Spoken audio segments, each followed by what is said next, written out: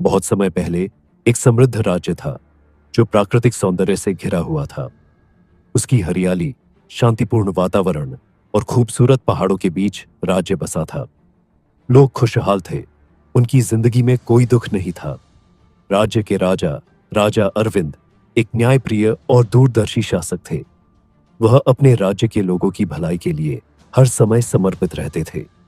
राजा के 3 बेटे थे, जिनमें से प्रत्येक की खासियत अलग थी।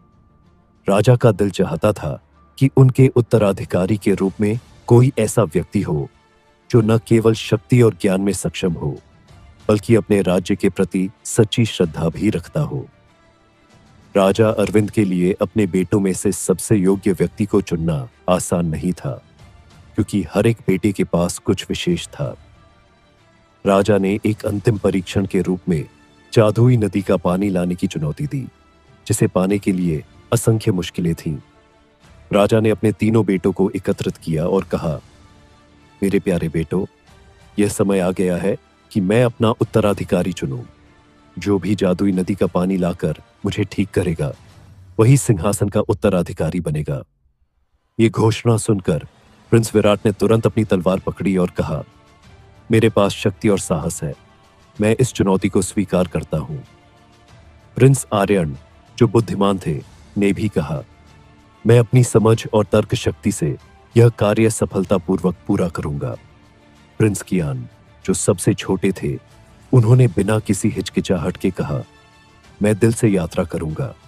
मेरे पास शक्ति नहीं हो सकती, लेकिन मेरे दिल में प्यार और दया है।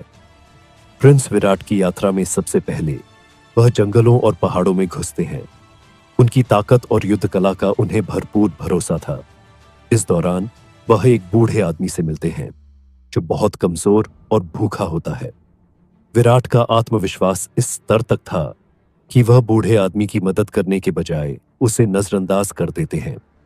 बूढ़ा आदमी उन्हें चेतावनी देता है, तुम्हारे पास ताकत हो सकती है, लेकिन कभी कभी दयालुता और समझ भी जरूरी होती है। लेकिन विराट उसकी बातों को नजरअंदाज करते हुए अपनी यात्रा जारी रखते हैं।